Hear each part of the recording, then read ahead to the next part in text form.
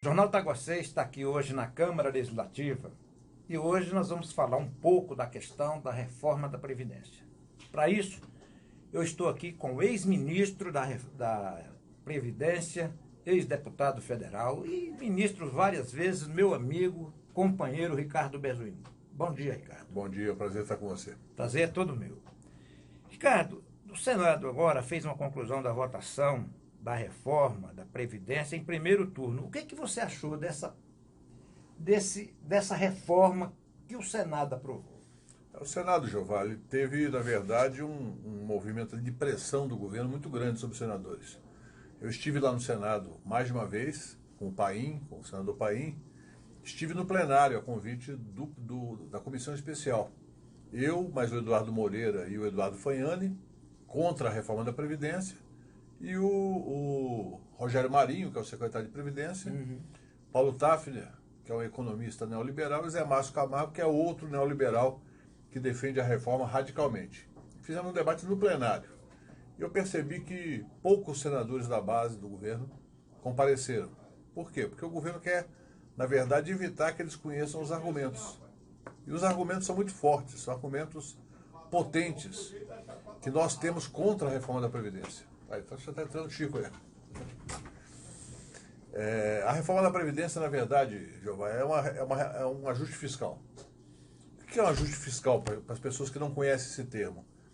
É uma tentativa do governo de reduzir despesas para adequar o orçamento. E ninguém pode ser contra um orçamento equilibrado. Mas o problema é que o governo decidiu esfolar os pobres. Ou seja, fazer o ajuste orçamentário tirando direitos previdenciários dos pobres. O que faz com que nós tenhamos hoje o risco, se o segundo turno também aprovar essa reforma e depois a promulgação, o risco de nós termos um crescimento de idosos, especialmente os idosos, mas não só idosos, pobres e miseráveis. Ou seja, quem é classe média tende a ficar pobre ao aposentar ou a receber uma pensão por morte. Quem é pobre tende a ficar miserável. Então é isso que está acontecendo no Senado. O Senado Federal aprovou por maioria. O único ponto que a gente conseguiu derrotar o governo foi na questão daquele abono PIS/PASEP, que todos conhecem, que a pessoa que recebe até 2 salários mínimos e trabalhou no ano anterior tem direito a um abono, que era chamado antigamente de 14º salário. E o governo queria reduzir de 2 salários mínimos para 1,4 salários mínimos. E nós conseguimos derrotar, mas foi o único ponto que ele derrotou. Ou seja, em relação à Previdência, porque essa questão do PIS/PASEP não é Previdência, é um contrabando que eles colocaram no meio da reforma da Previdência. A única coisa que nós conseguimos derrotar foi o abono, todo o resto foi aprovado pelo Senado. Uma outra coisa, Bezuino, o governo tenta conter crises no Congresso para garantir a Previdência que ele diz que está garantindo, mas na realidade ele está tirando direito, porque hoje você percebe em todo o Brasil, aumenta o número de trabalhadores vulnerável, Claro, né? claro. Trabalhadores aí autônomos que não têm qualquer segurança. Na verdade é o cidadão que está lutando para não morrer de fome, né? Exatamente. Que é o cidadão que tinha um emprego no governo da Dilma, no governo Lula, tinha emprego na obra do aeroporto, na obra do estádio, na obra das creches, nas obras das UPAs, no comércio, na indústria, na agricultura. E como a economia está muito mal desde o golpe de 2016, essas pessoas perderam emprego. Então, se a pessoa perde emprego, recebe o fundo de garantia, fica lutando ali para pagar suas despesas, chega uma hora que não tem emprego, não consegue emprego em lugar nenhum e acabou o fundo de garantia, acabou o seguro-desemprego. Essa pessoa faz o quê? Compra alguma coisa para vender no semáforo. Ou vai fazer um bico qualquer. A maioria não ganha um salário mínimo. Por quê? Está sem registro, sem proteção social e a economia muito mal. Então isso provoca, evidentemente, uma queda na condição de vida das pessoas. As pessoas estão mais pobres, se alimentando pior e com a saúde pior, porque a pessoa não tem nem dinheiro para comprar remédio. Uma outra coisa, ministro, que eu queria te perguntar, na prática, como a reforma vai alterar a vida da população mais pobre? Você citou agora o caso, está excluído. Isso. Esse cidadão que não está conseguindo emprego formal vai passar esse tempo sem contribuir para a Previdência. Então essa pessoa por conta da economia ruim, vai ficar com mais dificuldade de aposentar. Mas vamos pensar a pessoa que está empregada. Vamos pensar o cidadão que é trabalhador, por exemplo, do comércio, aqui próximo da Câmara Legislativa, um comerciário, uma pessoa que trabalha no salão de cabeleireiro, ou trabalha numa gráfica. Essa pessoa hoje, se ela tiver um infortúnio de morrer, por exemplo, e tiver um viúvo ou uma viúva, essa pessoa vai deixar a pensão integral hoje. Ou seja, se ela ganhar R$2.000, ela vai deixar R$2.000 para a pessoa que é dependente. Então, aí ó, o deputado Chico Vigilante chegando aí. Fala, senhor Giovanni, tá entrevistando o Ricardo aí? Entrei para ficar ouvindo. Não, fica à vontade aí. Mas fica. Não, vai ficar à vontade aí. Então essa pessoa vai receber hoje integral. Se a pessoa morrer um dia depois de promulgada, essa pensão já cai para R$1.200. Pensão de 2.000 cai para 1.200. Mas vamos pensar uma outra hipótese. O cidadão está aí já com 64 anos e 10 meses de idade. E conseguiu contribuir ao longo da vida por 20 anos. Com a média de R$2.000 também. Essa pessoa se aposentar hoje, se ela conseguir completar os 65 anos de idade com 20 anos de contribuição, ela vai aposentar aproximadamente com R$1.800. Depois de passar da reforma, porque muda a fórmula de cálculo, muda tanto o período total de cálculo, quanto muda a fórmula. Essa pessoa vai aposentar com 1.200. E se ela ficar muito desgostosa e morrer, a sua viúva ou o seu viúvo vai ficar apenas com 988, que é o salário mínimo. Ou seja, o prejuízo será enorme. E o que os empresários não estão percebendo é que o prejuízo também vai ser para os empresários. Porque essa pessoa que recebe R$2.000, R$1.500, R$1.600, ela não poupa, não tem condição de poupar. Ela não vai investir no mercado financeiro. De hipótese nenhuma. Ela não vai viajar para a Europa nem para Miami. Ela vai comprar nem arroz, Nordeste, feijão, nem para o Nordeste, nem para o Rio, nem para o Rio Grande do Sul. Essa pessoa vai comprar arroz, feijão, uma carnezinha. E comer mal. Racionada, vai comprar um pãozinho na padaria, ou seja, o dono da padaria, o dono do açougue, o dono do supermercado vai perder cliente. Porque essa pessoa vai ficar tão... Quer dizer, a economia vulnerável. vai retrair. A economia vai piorar. Já está ruim. Giovanni, você está em Brasília há muito tempo, né? Eu cheguei com... Você chegou apesar de eu ser novo, algumas né? décadas aqui. Eu também já estou em Brasília há quase 18 anos. Já. Estou há 40 e poucos. Está há 40 e poucos. Você já viu alguma vez em Brasília tanta loja fechada com a placa de aluga-se? Uma coisa boa que você falou, eu estou fazendo várias entrevistas em vários comércios e feiras. Eu nunca vi tantos os comerciantes reclamar tanto da questão. Claro. Você chega num feirante, estou colado, não vendi, chega num lojista, está sentado naquele puro tédio sem entrar um cliente. Exatamente. E as lojas fechando. Aqui no plano piloto, que era difícil você conseguir um ponto comercial vago, era muito difícil aqui. Nos setores comerciais estavam sempre cheios, gente na fila para alugar. Hoje, a quantidade de loja fechada, restaurante fechado, bar fechado, porque as pessoas estão sem dinheiro. Estão sem dinheiro por quê? Porque quando deram o golpe na Dilma, eles pararam o país. Para derrubar a Dilma, eles criaram um ambiente artificial de crise econômica. E depois só piorou. Nós avisamos, a Dilma avisou. Eu avisei, o Lula avisou. Vai piorar. E está piorando por quê? Porque o governo não tem projeto para o país. O único projeto do país é a reforma da Previdência. Só que a reforma da Previdência vai piorar o mercado interno.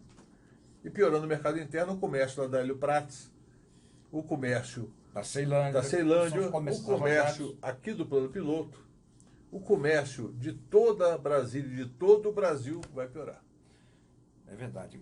Ricardo, meu ministro, eu queria deixar o senhor à vontade, o Jornal Taguacei, para o senhor fazer um resumo aí da conjuntura hoje, do que acontece internacional e local com esse desgoverno Bolsonaro. Fica à vontade para eu fazer um resumo aí da conjuntura. Eu diria, Jeová, que nós estamos vivendo um momento muito difícil para o Brasil, porque nós tínhamos um país que vinha num projeto de crescimento para se tornar uma grande potência. Um país que descobriu o pré-sal e que colocou a receita do pré-sal a serviço da saúde e da educação. Um país que tinha uma indústria aeronáutica crescente com a Embraer, um país que tinha um projeto de relações internacionais com os BRICS, que é a relação entre Brasil, Rússia, Índia, China e África do Sul. E um país, principalmente, que lutava para integrar a América Latina, para desenvolver toda a América Latina de maneira organizada e solidária. Bom, com o golpe de 2016, quando derrubaram a Dilma, entrou Michel Temer. Michel Temer entrou com uma turma já com outra visão. No neoliberalismo? O neoliberalismo é pior. É quase assim um entreguismo. Entreguismo no seguinte sentido: então querem entregar as riquezas nacionais todas. A Embraer foi vendida para a Boeing. A Petrobras está sendo desmontada. Eu tenho uma grande amizade com os dirigentes sindicais dos petroleiros e eles estão assim lutando para tentar salvar uma empresa que foi o motivo do suicídio, para não ser derrotado. Veja bem, um homem entregou sua vida para não permitir que os seus algozes destruíssem o Brasil. E também foi o motivo do golpe de 64. Os Estados Unidos da América não suportam que haja uma outra potência no continente americano. Eles se sentem donos das Américas e a América Latina é o quintal deles. México para baixo, eles querem mandar. E sem dizer que o nosso Brasil não larga essa questão do coronelismo. Isso. Nós temos uma sociedade que é escravocrata, ou seja, ela fundou a sua riqueza, seu patrimônio das famílias, as famílias bilionárias brasileiras, tem origem, uma boa parte delas, no período da escravidão. Acumularam dinheiro à custa dos negros e dos índios. E depois vem o coronelismo, que é já com a escravidão já abolida, porém os negros lascados pela falta de incentivo, pela falta de educação do Estado para eles, nós tivemos a situação da desigualdade social cada vez maior. Então, e agora ela está crescendo. O que acontece? Com o governo Getúlio Vargas, lá atrás, se estruturou um Brasil para ser um país mais desenvolvido. Getúlio sofreu muito com o combate das elites que não suportavam ver um país com um projeto de desenvolvimento. Depois veio Juscelino, João Goulart, e deram o golpe de 64 para instalar a ditadura militar. Mas os militares de 64 eram menos entreguistas do que Bolsonaro e sua turma. Apesar de ser ditatoriais, eles criaram uma situação onde alguns setores da indústria se desenvolveram de 64 até o fim da ditadura. Quando redemocratizou, nós tivemos o infortúnio de ter Fernando Collor de Mello como presidente e depois Fernando Henrique Cardoso. O que aconteceu? O Brasil definhou economicamente. Lula assume uma situação muito difícil. Eu fui ministro do Lula em 2003. 3 vezes ministro você foi? Fui em 2003, 2004, 2005, primeiro na Previdência, depois no Trabalho, e depois fui ministro com a Dilma em 2014, 2015 e 2016. Jeová, eu assisti o que era o Lula presidente. Eu participei da equipe, mas eu ficava às vezes quase assistindo. Que era um homem com liderança, com entusiasmo, com empenho, que dialogava com empresários, com trabalhadores, que construiu relações internacionais no continente americano, com catadores de lixo, com os mais pobres, criou o Bolsa Família, criou o programa de cisternas, criou o Luz para Todos, ou seja, era um presidente com amor pelo Brasil. Então, o Brasil cresceu e reduziu a desigualdade. O desemprego no final do primeiro governo Dilma estava em 4,6%, hoje está em mais de 13%. Então eu te digo com tranquilidade, situação atual, se o povo brasileiro não acordar, não for para as ruas, não pressionar, não demonstrar que quer um projeto de desenvolvimento com emprego, renda, educação e saúde para a sua população, seguramente o Brasil vai retroceder 150 anos, 200 anos. Então, é por isso que nós estamos indignados, é por isso que nós, do PT, estamos percorrendo os bairros, as cidades aqui do DF, o Brasil inteiro, para dizer para o povo, ou a gente se mobiliza, ou o país vai afundar e a situação do povo vai ser de muito mais sofrimento. Mesmo com a política de Lula e Dilma, nós sempre tivemos um número de pobres grande no Brasil. A pobreza está aumentando e a miséria aumentando muito mais. Ricardo, eu sei que conversar com você um dia seria pouco, mas nosso tempo às vezes ultrapassa. Eu queria, o jornal Taguacei te agradece demais e fica à disposição. Todas as vezes que você quer passar nossos informes, nós estamos à disposição sua. Eu agradeço a oportunidade. Eu tenho dito sempre que a mídia empresarial está escondendo a realidade do país. Os canais alternativos, os veículos de imprensa de menor porte, as redes sociais, têm que fazer a luta da comunicação. Porque se a gente não fizer a luta da comunicação, a Rede Globo, a Record, a Bandeirantes, a SBT, acabam enganando o povo, passando a ideia de que o Bolsonaro está governando para melhorar o país. Ele está governando apenas para beneficiar a família dele, os laranjas da família dele, os banqueiros, e prejudicar a indústria, o comércio, a agricultura, especialmente a pequena agricultura, mas principalmente o povo trabalhador, que está sofrendo muito. A situação de sofrimento hoje me deixa indignado.